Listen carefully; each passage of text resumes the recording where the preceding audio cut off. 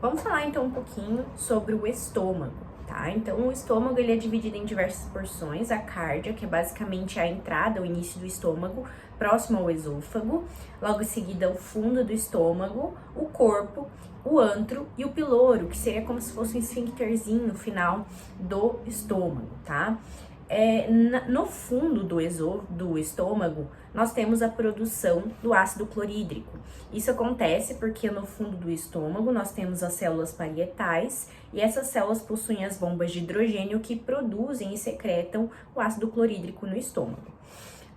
O corpo é a região maior do estômago e o antro é a região onde existem células muito importantes tanto para estimular a produção do ácido clorídrico quanto inibir essa produção.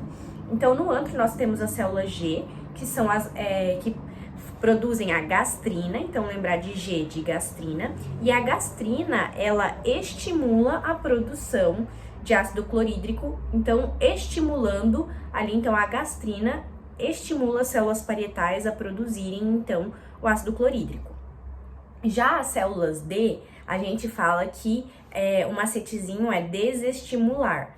Então, basicamente, elas produzem a somatostatina. A somatostatina, ela desestimula a produção da gastrina, impedindo com que, se a gente impede que a gastrina seja produzida, consequentemente, ela não consegue ativar as células parietais a produzirem, então, ali, secretarem o ácido clorídrico.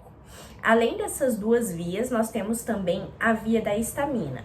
Então, a histamina é uma substância produzida também, na qual ela vai estimular as células parietais a produzirem o ácido clorídrico.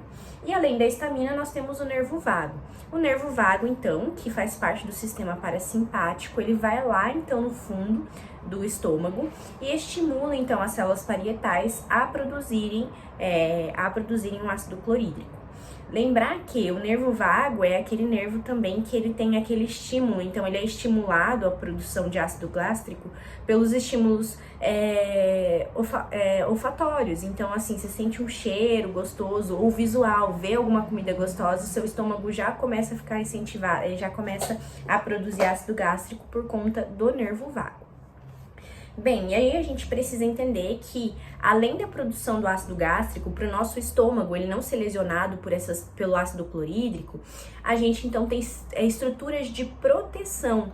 Então, nós temos barreiras no estômago que impedem com que as porções teciduais do nosso estômago sejam lesionadas.